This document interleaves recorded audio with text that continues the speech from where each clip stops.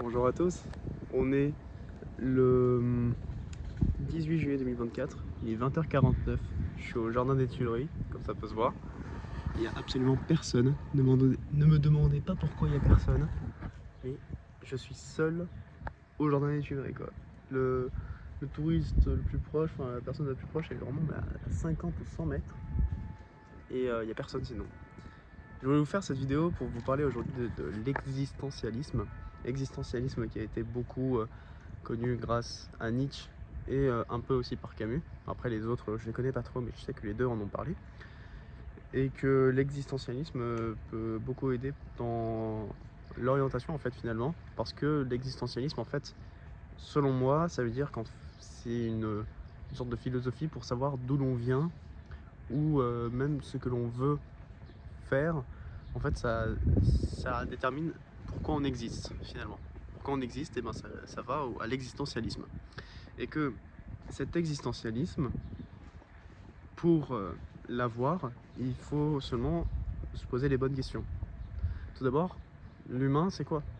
L'humain, c'est un être social. C'est un fait, la science le prouve. Nous sommes sociaux.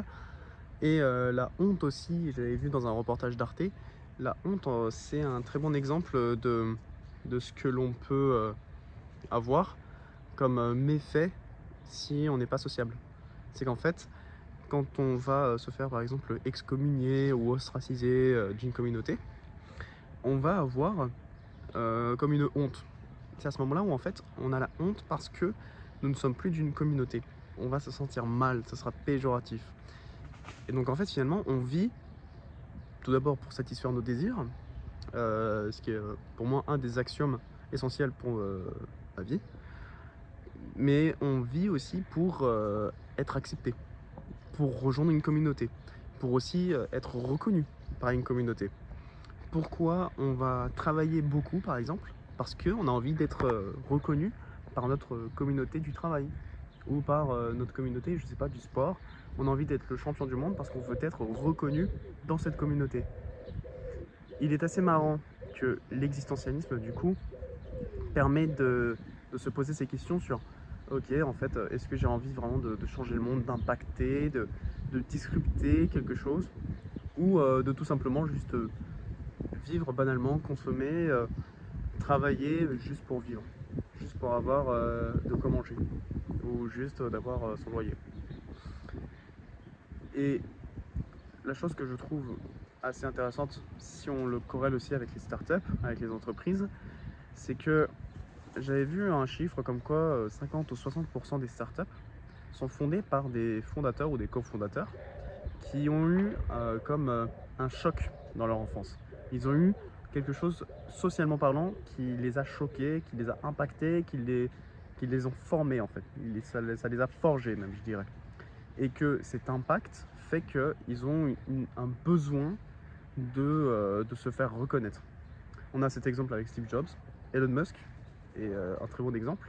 On a aussi des exemples qui sont beaucoup plus universels ou enfin beaucoup plus adoptés lorsqu'on est dans des programmes, par exemple la Station F, donc un grand endroit à Paris dans le 13e avec plein de startups, plein de petites entreprises qui se créent et qui ont un programme qui s'appelle le Fighters Programme, donc à son nom, c'est des fighters, en fait c'est des gens qui viennent de milieux défavorisés, que moi j'ai pu faire, et je me suis rendu compte qu'en fait ce programme là, on voit vraiment des gens qui sont déterminés.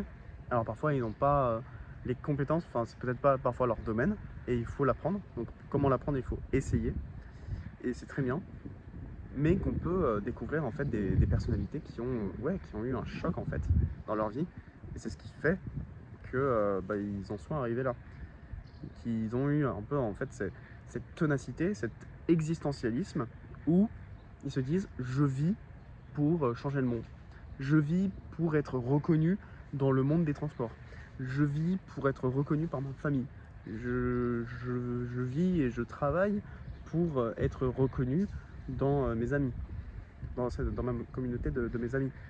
On vit tous finalement pour satisfaire nos désirs sont ensuite, pour la plupart, pour se faire reconnaître par une communauté. j'ai trouvé ça assez intéressant que finalement, en fait, avec l'existentialisme, on peut le retrouver. Et j'aimerais beaucoup avoir vos avis en commentaire. Si vous êtes resté jusqu'à la fin de cette vidéo, commentez, je sais pas moi, tronc d'arbre, tiens, pour aujourd'hui. Et s'il y aurait peut-être une citation inspirante que j'aurais en tête.